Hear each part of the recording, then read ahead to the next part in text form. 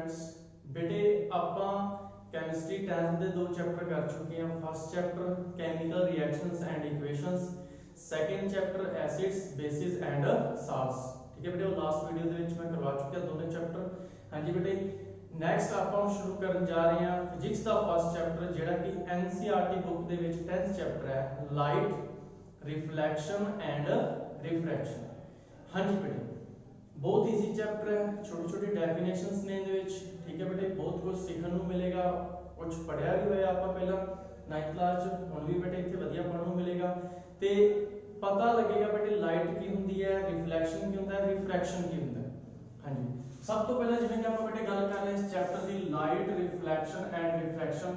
ਸਭ ਤੋਂ ਪਹਿਲਾਂ ਤਾਂ ਆਪਾਂ ਨੂੰ बेटे ਪਤਾ ਹੋਣਾ ਚਾਹੀਦਾ व्हाट इज लाइट। लाइट ਕੀ ਹੈ? What is a light? Light is an electromagnetic wave. केड़ियां वेव होंदियां ने? Electromagnetic, which possesses energy and produces sensation of visions। ये इलेक्ट्रोमैग्नेटिक वेव्स ने, ठीक है बेटे, एनर्जी पोजेस करदियां ने, ये आपन नु देखने च की करदियां ने, हेल्प करदियां ने। इनु लाइट कहने आ आपन। जेडी लाइट है बेटे आपन नु देखने च हेल्प करदी। जिवें तुसीं देखिया होवेगा ਜਦੋਂ ਰਾਤ ਹੁੰਦੀ ਹੈ, ਹਨੇਰਾ ਹੁੰਦਾ ਹੈ, ਆਪਾਂ ਨੂੰ ਕੁਝ ਵੀ ਦਿਖਾਈ ਨਹੀਂ ਦਿੰਦਾ, बट लाइट दे ਹੁੰਦੇ ਹੀ ਆਪਾਂ ਨੂੰ ਸਭ ਕੁਝ ਦਿਖਾਈ ਦੇਣ ਲੱਗ ਜਾਂਦਾ ਹੈ। ठीक है बेटे, मतलब ਜਿਹੜੀ ਲਾਈਟ ਹੈ ਉਹ ਆਪਾਂ ਨੂੰ ਦੇਖਣੇ 'ਚ ਹੈਲਪ ਕਰਦੀ ਹੈ। ਹਾਂਜੀ, ਬਹੁਤ ਈਜ਼ੀ ਡੈਫੀਨੇਸ਼ਨ ਹੈ व्हाट इज लाइट। ठीक है, लाइट बारे पता लग गया। Light is an electromagnetic wave which possesses energy and produce sensation of vision। हाँ जी बेटे, कुछ नहीं प्रॉपर्टीज ने, कुछ नहीं इंटरेस्टिंग फैक्ट ने, some interesting facts about light. Light दे कुछ सेंसिटिव इफेक्ट ने अपने कोले, कुछ इंटरेस्टिंग इफेक्ट ने की ने बेटे अपने कोले। First, light wave is a transverse waves. Light waves के ने ट्रांसफर वेव्स होंगे।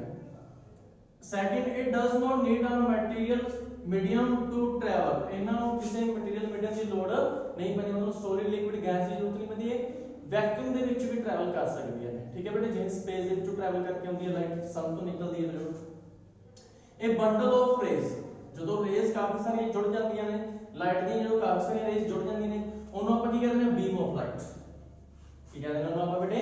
Beam of light. ਜਿਵੇਂ ਕਿ ਆਪਾਂ ਕਹਿੰਦੇ बेटे ਇੱਕ ਸਿੰਗਲ ਰੇ ਲੈ ਰੱਖੀ ਹੈ ਤੇ ਜਦੋਂ ਕਾਫੀ ਸਾਰੀਆਂ ਰੇ ਜੁੜ ਜਾਂਦੀਆਂ ਨੇ ਆਪਸ ਦੇ ਵਿੱਚ। ठीक है बेटे, बंडल ऑफ रे हो गया। इना बंडल ऑफ रे ਨੂੰ ਕਾਫੀ ਸਾਰੀਆਂ ਰੇ ਜੁੜੀਆਂ ਹੀ ਨੇ, ਇਹਨਾਂ बंडल ऑफ रे ਨੂੰ ਕੀ ਕਹਿੰਦੇ ਨੇ बेटे ਆਪਾਂ? Beam of light. ਕੀ ਕਹਿੰਦੇ ਨੇ ਇਹਨੂੰ ਆਪਾਂ? Beam of light. हाँ जी, fourth, light travel in a straight line. Light हमेशा स्ट्रेट लाइन में ट्रैवल करती है। ठीक है बेटा, लाइट हमेशा किवें ट्रैवल करती है? स्ट्रेट लाइन में। ये नहीं कि लाइट पहला इधर गई फिर इधर चली गई फिर इधर, नहीं, हमेशा स्ट्रेट लाइन में ट्रैवल करेगी। हाँ जी बेटे, fifth point, the speed of light in vacuum is 3 × 10⁻⁸ metre per second. 3 × 10⁸ metre per second. मतलब वैक्यूम ਦੇ ਵਿੱਚ ਜਿਹੜੀ ਲਾਈਟ ਹੈ ਉਹਦੀ ਜਿਹੜੀ ਸਪੀਡ ਹੈ 3 × 10⁸ मीटर पर सेकंड है।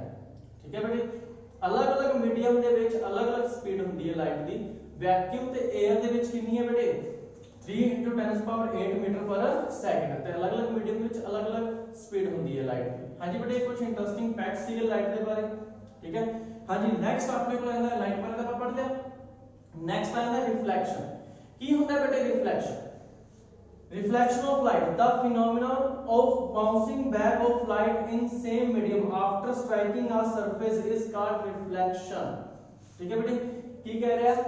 लाइट ਦਾ ਕਿਸੇ ਵੀ ਸਰਫੇਸ ਦੇ ਉੱਪਰ ਸਟ੍ਰਾਈਕ मतलब ਬਾਉਂਸਿੰਗ ਆਫ ਹੋਣਾ, ਬਾਉਂਸਿੰਗ ਬੈਕ ਹੋਣਾ, ਸਟ੍ਰਾਈਕ ਕਰਕੇ ਜਦੋਂ ਵੀ ਕਿਸੇ ਸਰਫੇਸ ਦੇ ਉੱਪਰ ਸਟ੍ਰਾਈਕ ਕਰਦੀ ਹੈ ਤਾਂ ਉੱਥੋਂ ਦਾ ਕੀ ਹੋਣਾ? ਬਾਉਂਸਿੰਗ ਆਫ ਹੋ ਜਾਣਾ। ਉਹਨੂੰ ਆਪਾਂ ਕੀ ਕਹਿੰਦੇ ਆ? ਰਿਫਲੈਕਸ਼ਨ। ਜਿਵੇਂ ਕਿ ਬੇਟੇ ਤੁਹਾਨੂੰ ਦੇਖ ਰਿਹਾ ਹੋਵੇਗਾ ਬੋਰਡ ਦੇ ਉੱਪਰ ਵੀ ਥੋੜੀ ਬਹੁਤੀ ਰਿਫਲੈਕਸ਼ਨ ਹੋ ਰਹੀ ਹੈ। ठीक है, देखते हैं आप बोर्ड के ऊपर भी थोड़ी बहुत रिफ्लेक्शन होनी, क्योंकि जिथे हाईली पॉलिश सरफेस होता है उतो थोड़ी बहुत रिफ्लेक्शन होनी शुरू हो जाती है। जिवें कि आप बेटे करके देख लिए, एक मिरर ले लिया। ठीक है, मिरर के ऊपर कोई भी रे आई, ठीक है, और रे की वजह से रिफ्लेक्ट हो जाती है। की होता है उससे ही मीडियम रेज की होती है रिफ्लेक्ट हो जाती है। इनको आप की कहते हैं? रिफ्लेक्शन। ਤੇ बेटे ਆਪਾਂ ਨੂੰ ਕੋਈ ਵੀ ਚੀਜ਼ ਦਿਖਾਈ ਦਿੰਦੀ ਹੈ ਉਹ ਰਿਫਲੈਕਸ਼ਨ ਦੀ ਹੈਲਪ ਨਾਲ ਹੀ ਦਿਖਾਈ ਦਿੰਦੀ ਹੈ। ਜਦੋਂ ਲਾਈਟ ਰਿਫਲੈਕਟ ਹੋ ਕੇ ਵਾਪਸ ਹੁੰਦੀ ਹੈ ਤਾਂ ਆਪਾਂ ਨੂੰ ਕੋਈ ਵੀ ਚੀਜ਼ ਦਿਖਾਈ ਦਿੰਦੀ ਹੈ। ठीक है बेटे, रिफ्लेक्शन ਦੀ ਹੈਲਪ ਨਾਲ ਹੀ ਆਪਾਂ ਨੂੰ ਜਦੋਂ ਲਾਈਟ ਰਿਫਲੈਕਟ ਹੁੰਦੀ ਹੈ ਉਦੋਂ ਹੀ ਆਪਾਂ ਨੂੰ ਕੋਈ ਵੀ ਥਿੰਗ, ਕੋਈ ਵੀ ਆਬਜੈਕਟ ਦਿਖਾਈ ਦਿੰਦਾ ਹੈ। ਹਾਂਜੀ बेटे, ਰਿਫਲੈਕਸ਼ਨ ਦਾ ਵੀ ਪਤਾ ਲੱਗਿਆ। Reflection of light, the phenomena of bouncing back of light in the same medium। bouncing back of light in the same medium ਜਦੋਂ स्ट्राइक करेगी किसी सरफेस के ऊपर। ठीक है बेटे, फिर एक बहुत इंपॉर्टेंट ਇਹਦੇ ਵਿੱਚ क्वेश्चन ਆਇਆ बेटे, वेरी इंपॉर्टेंट पूछे जा सकते हैं, दोनों चीजें पूछे जा सकती हैं। व्हाट इज रिफ्लेक्शन, ठीक है, ठीक है, explain it's law, law of reflection. बहुत इंपॉर्टेंट क्वेश्चन है बेटे, एक जरूर क्वेश्चन पूछा जाता ਤੁਹਾਡੇ ਤੋਂ। हाँ जी, लॉ ऑफ रिफ्लेक्शन की हो गया, रिफ्लेक्शन ਆਪਾਂ पढ़ चुके हैं भी ਆਪਾਂ ਇੱਕ ਮਿਰਰ ਲੈ ਲਿਆ, ਸਰਫੇਸ ਲੈ ਲਿਆ, ਇਹਦੇ ਉੱਪਰ ਇੱਕ ਰੇ ਆਫ ਲਾਈਟ ਆਈ, ਜਿਹੜੀ ਰੇ ਲਾਈਟ ਆਉਂਦੀ ਹੈ ਉਹਨੂੰ ਆਪਾਂ ਕੀ ਕਹਿੰਦੇ ਆ, ਇਨਸੀਡੈਂਟ ਰੇ। ਇੱਥੇ ਸਟ੍ਰਾਈਕ ਕੀਤੀ, ਇੱਥੋਂ ਬਾਉਂਸਿੰਗ ਆਫ ਹੋ ਗਈ, ਇਸੇ ਸੇਮ ਮੀਡੀਅਮ ਵਿੱਚ ਇਹਨੂੰ ਆਪਾਂ ਰਿਫਲੈਕਟਡ ਰੇ ਕਹਤਾ। एक ਆਪਾਂ ਨੋਰਮਲ ਡਰਾ ਕਰ ਲਿਆ, ਪੁਆਇੰਟ ਆਫ ਨੋਰਮਲ ਡਰਾ ਕਰ ਲਿਆ, ਠੀਕ ਹੈ ਬੇਟੇ। ਹਾਂਜੀ, ਇਨਸੀਡੈਂਟ ਰੇ ਤੇ ਪੁਆਇੰਟ ਆਫ ਨੋਰਮਲ ਦੇ ਵਿੱਚ ਜਿਹੜਾ ਐਂਗਲ ਬਣੇਗਾ ਉਹਨੂੰ ਆਪਾਂ ਆਈ ਇਨਸੀਡੈਂਟ ਐਂਗਲ ਕਹਤਾ। ਪੁਆਇੰਟ ਆਫ ਨੋਰਮਲ ਤੇ ਰਿਫਲੈਕਟਡ ਰੇ ਦੇ ਵਿੱਚ ਜਿਹੜਾ ਐਂਗਲ ਬਣੇਗਾ ਉਹਨੂੰ ਆਪਾਂ ਐਂਗਲ ਆਫ ਰਿਫਲੈਕਸ਼ਨ ਕਹਤਾ, ਠੀਕ ਹੈ ਬੇਟੇ। ਹਾਂਜੀ, ਇਹ ਚੀਜ਼ ਬਣ ਗਈ। ਹੁਣ ਆਪਾਂ ਲਾ ਬਹੁਤ ਹੀ ਸਿੰਪਲ ਤੇ ਬਹੁਤ ਇੰਪੋਰਟੈਂਟ ਲਾ ਨੇ ਬੇਟੇ, what is reflection and explain it's law, बहुत इंपॉर्टेंट क्वेश्चन है। हां जी, की है incident ray, incident ray, the reflected ray and the normal at the point of incidence, तीनों तो तीनों किथे होंगे, इंसिडेंस पॉइंट ते एक ही पॉइंट ते लाई करनगे तीनों, इंसिडेंट रे, रिफ्लेक्टेड रे ते नॉर्मल, तीनों की करनगे बेटे एक ही पॉइंट ते लाई करनगे, ठीक है। इन दी सेम प्लेन, एक ही प्लेन दे विच, एक ही मीडियम दे विच, ठीक है बेटे। देख रहे हैं जिवें कि डायग्राम विच आपको दिखाई दे रहा है भी तीनों ही की कर रहे ने बेटे, एक ही पॉइंट पे लाई कर रहे ने ते सेम प्लेन दे विच ने, सेम मीडियम दे विच। ये फर्स्ट ते ये ला गया। सेकंड ला की है बेटे, angle of incidence is always equal to angle of reflection, मतलब एंगल आई हमेशा ही किने बराबर होएगा, एंगल आर दे। जदों भी इंसिडेंट रे ते नॉर्मल जितना एंगल बनोगे उतना ही एंगल नॉर्मल ते रिफ्लेक्टेड रे बनोगे, दोनों दे विच एंगल की होएगा हमेशा सेम होएगा, ठीक है बेटे। रेगुलर रिफ्लेक्शन दे विच, इनदे विच रेगुलर जदों डिफ्यूज होंदी है उਦੋਂ एंगल चेंज हो जाता है। ਆਪਾਂ रेगुलर डिफ्लेक्शन की गल कर, रिफ्लेक्शन की गल कर रहे हैं, ठीक है बेटे।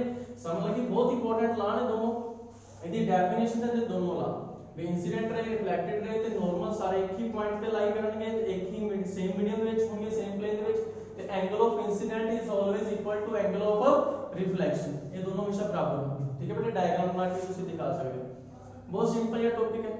हाँ जी बेटे, नेक्स्ट टॉपिक है difference between real image and virtual image. ये तुसी बेटे बहुत बार पढ़िया होगा भी कनकेव मिरर है, कन्वेक्स मिरर है या लेंस ने, वो केड़ी इमेजेस बना रहे हैं, एक रियल इमेज पढ़ी होगी, एक वर्चुअल इमेज पढ़ी होगी।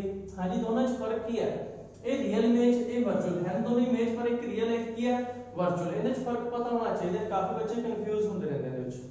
हाँ जी, it is forward by actual intersection of light rays, जिथे लाइट रेज एक्चुअल इंटरसेक्ट करदियां ने ਉੱਥੇ ਜਿਹੜੀ ਇਮੇਜ ਬਣਦੀ ਹੈ।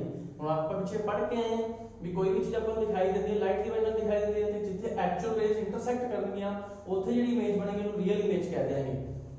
ਇਟ ਇਜ਼ ਫਾਰਵਰਡ ਵੈਨ ਦੀ ਰਿਫਲੈਕਟਡ ਰੇ ਡੂ ਨਾਟ ਐਕਚੁਅਲ ਮੀਟ, ਜਿੱਥੇ ਐਕਚੁਅਲ ਮੀਟ ਨਹੀਂ ਕਰਦੀਆਂ, ਮਤਲਬ ਇਹ ਅਲੱਗ ਕਿਸੇ ਜਗ੍ਹਾ ਤੇ ਜਾ ਕੇ ਮੀਟ ਕਰਦੀਆਂ, ਉੱਥੇ ਕਿਹੜੀ ਇਮੇਜ ਬਣਦੀ ਹੈ, ਵਰਚੁਅਲ ਇਮੇਜ ਬਣਦੀ ਹੈ, ਠੀਕ ਹੈ ਬੇਟੇ। It can be projected on a screen, ਇਹਨੂੰ ਆਪਾਂ ਸਕਰੀਨ ਤੇ ਦਿਖਾ ਸਕਦੇ ਹਾਂ, ਜਿਵੇਂ ਤੁਸੀਂ ਸਿਨੇਮਾ ਹਾਲ ਦੇ ਵਿੱਚ ਦੇਖਦੇ ਹੋ ਬੇਟੇ, ਬੇਨੂੰ ਸਕਰੀਨ ਦੇ ਉੱਪਰ ਆਪਾਂ ਪ੍ਰੋਜੈਕਟ ਕਰ ਸਕਦੇ ਹਾਂ, ਠੀਕ ਹੈ ਬੇਟੇ। It can not be projected on a screen, ਇਹਨੂੰ ਸਕਰੀਨ ਦੇ ਉੱਪਰ ਪ੍ਰੋਜੈਕਟ ਆਪਾਂ ਨਹੀਂ ਕਰ ਸਕਦੇ, ਸਕਰੀਨ ਦੇ ਉੱਪਰ ਆਪਾਂ ਨਹੀਂ ਦਿਖਾ ਸਕਦੇ, ਠੀਕ ਹੈ ਬੇਟੇ। It is forward in the front of mirror, ਇਹ ਮਿਰਰ ਦੇ ਫਰੰਟ ਤੇ ਬਣਦੀ ਹੈ, ਤੇ ਇਹ ਕਿੱਥੇ ਬਣਦੀ ਹੈ, it is forward behind a mirror, ਇਹ ਮਿਰਰ ਦੇ ਬੈਕ ਸਾਈਡ ਤੇ ਬਣਦੀ ਹੈ, ठीक है बेटे। ये डिफरेंस है रियल इमेज ते वर्चुअल इमेज विच, बहुत सिंपल या डिफरेंस है बेटे, ठीक है। बहुत बढ़िया टॉपिक ने बेटे, बहुत छोटे छोटे डेफिनेशन ने ते इन्हां नूं ध्यान रखना है। जेड़ा रिफ्लेक्शन वाला टॉपिक है बहुत इंपॉर्टेंट है बेटे, इहदे च कोई प्रॉपर्टी पूछी जा सकती है तुहाडे तो, डेफिनेशन पूछी जा सकती है लाइट दी, रियल इमेज ते वर्चुअल इमेज विच डिफरेंस पूछा जा सकता है, ठीक है बेटे। आई होप तुहानूं इस आज दा टॉपिक बढ़िया समझ लग्या होवेगा। ओके बेटे, थैंक यू।